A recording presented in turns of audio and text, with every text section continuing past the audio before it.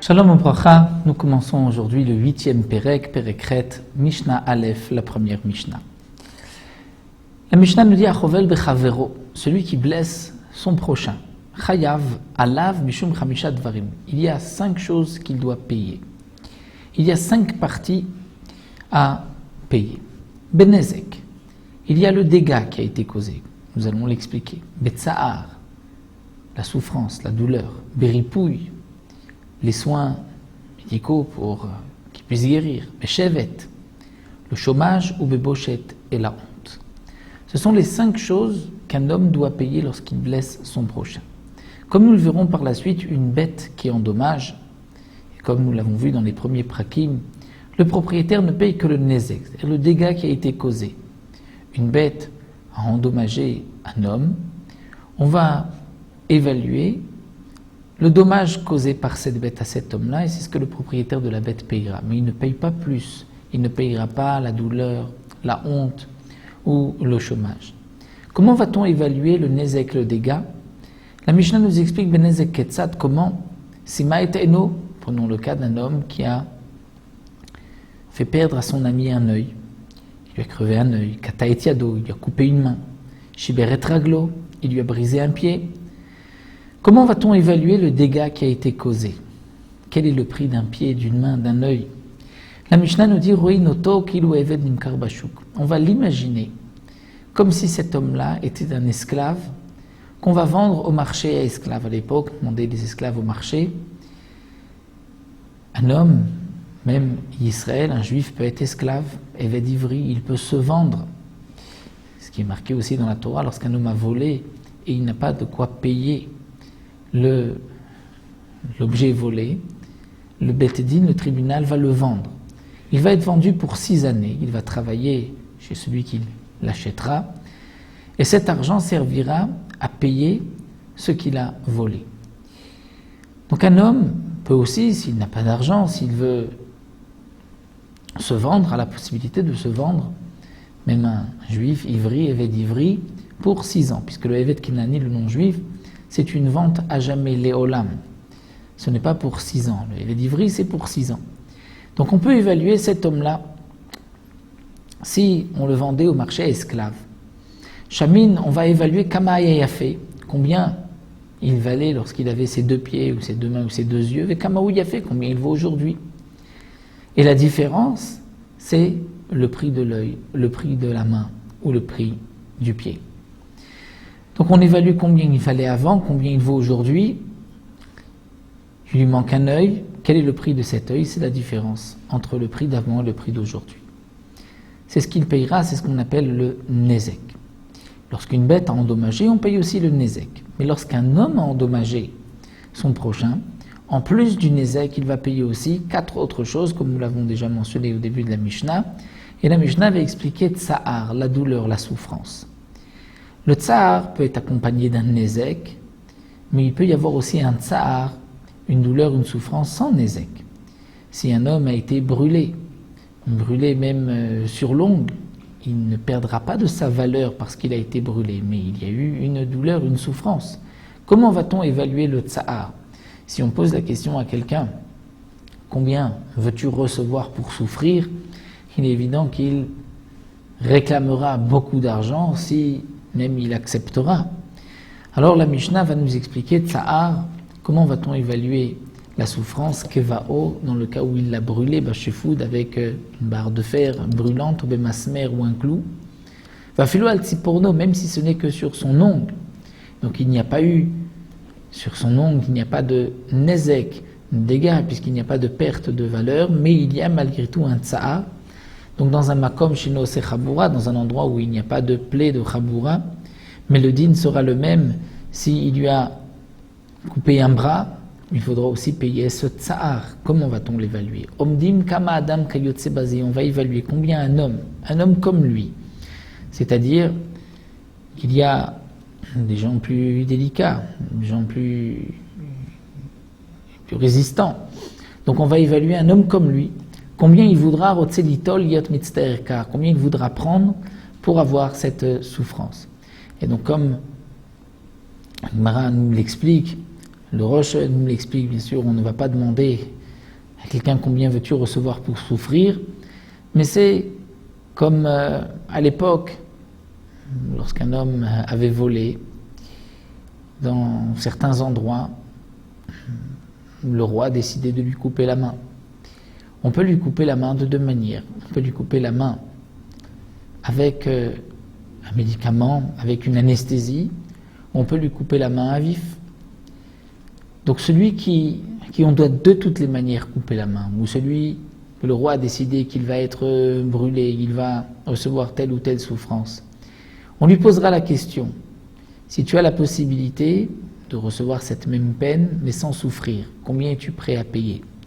Et donc ce prix-là, c'est le prix, cet argent, cette somme, c'est le prix du tsar. C'est ainsi qu'on va évaluer la douleur. Parce que sinon, on ne peut pas évaluer le prix de la souffrance. Ripouille. Le troisième paiement, donc Nezek tsar ripouille, les frais du médecin, Ikaou, il l'a frappé, Chayav. Les rafoto, il doit le guérir. Et donc il doit payer le prix de l'hospitalisation, le prix du médecin. Mais dans le cas où la plaie a eu des effets secondaires, il y a eu comme des boutons blancs, des taches blanches, si c'est à cause du coup, Chayav, bien sûr qu'il devra payer.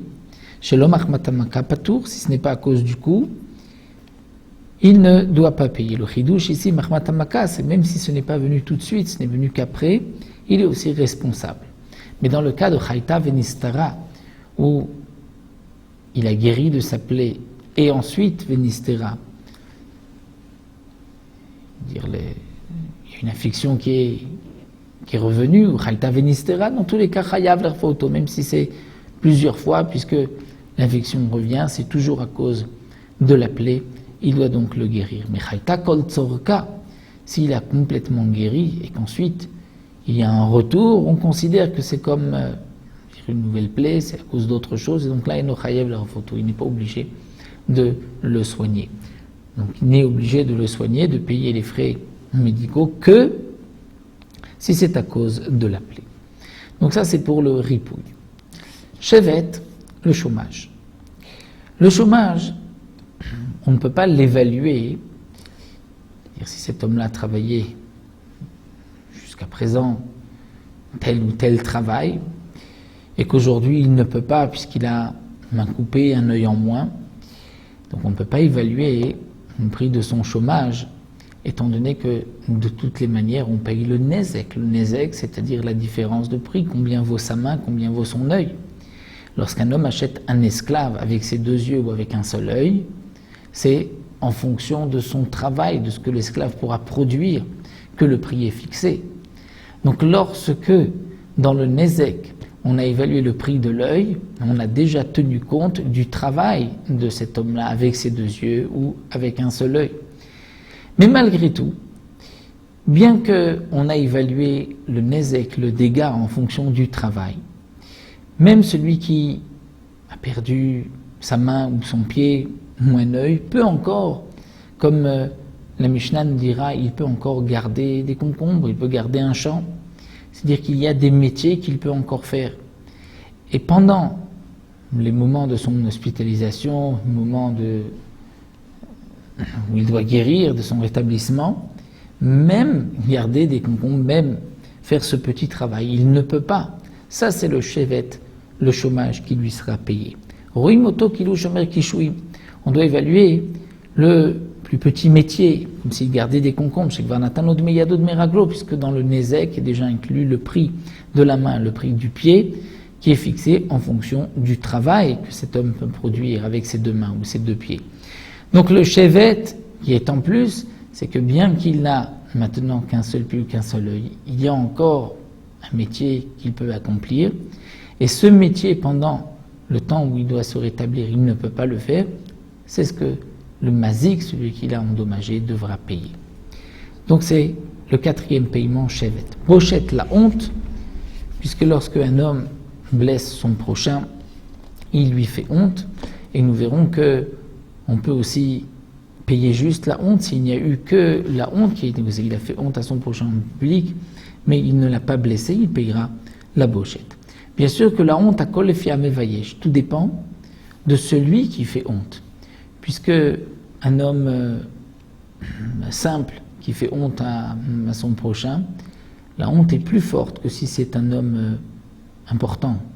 Même si un homme important fait honte, c'est parfois moins grave, puisque c'est quand même quelqu'un d'important.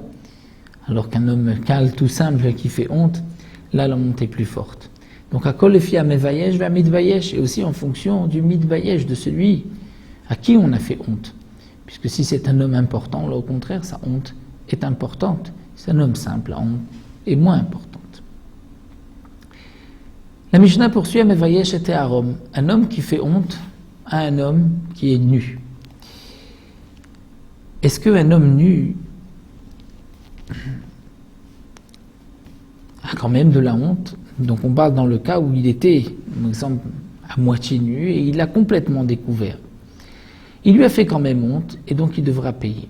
Ou hamevayesh et asuma, celui qui fait honte à un aveugle. Bien que l'aveugle ne peut pas s'apercevoir de la réaction des gens de la honte, malgré tout, il a eu une honte, il faut la payer. Vamevayesh et ayashen. Et aussi celui qui fait honte à un homme qui dort. Lorsqu'il se réveille, donc il se rend compte, il sait que on lui a fait honte, même si sur le moment il ne s'est pas rendu compte puisqu'il dormait, malgré tout celui qui a fait honte chayav doit payer. Veyashen shebiyesh patour. Mais si un homme, pendant son sommeil, fait honte à son prochain, il est dispensé de paiement. Pourquoi? Puisque pour la honte, nous avons un pasouk que nous allons voir tout de suite, où il faut une kavana, une volonté de faire honte. Sinon, on n'est pas tôt. Bien qu'on a fait honte dans son sommeil, il lui a fait honte, il lui a dit quelque chose, ou il l'a touché, un endroit qui lui a causé une honte, malgré tout, il est patour, puisqu'il n'était pas conscient de ce qu'il fait. Et juste pour la boucha, il est patour. Alors qu'un nézek, nous avons déjà vu qu'Adam Mouad Leolam, un homme, même si il dort, il est responsable de ses actions. Ou encore Nafal Minagag, un homme qui est tombé d'un toit.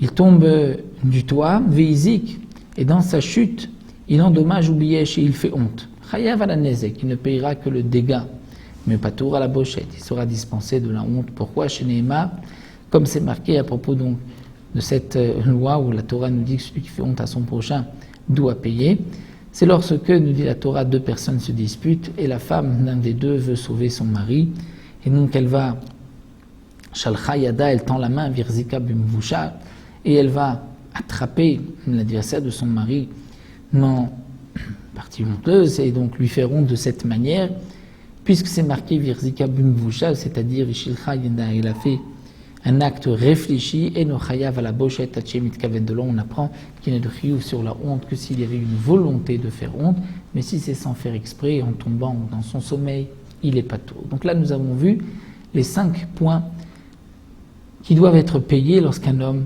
cause un dommage à son prochain, ou lorsque même un homme cause donc juste la honte ou une souffrance à son prochain, il devra payer ce qu'on peut lui faire payer de ces 5 choses. Parfois il y a et la souffrance et la honte, parfois il y a aussi les frais de médecin, parfois il y a plus, il y a même le nezek. Donc dans chaque cas, on doit appliquer, si on peut, les 5 tashlumim, les 5 paiements. Voilà, nous arrêtons, voilà, Mishnah.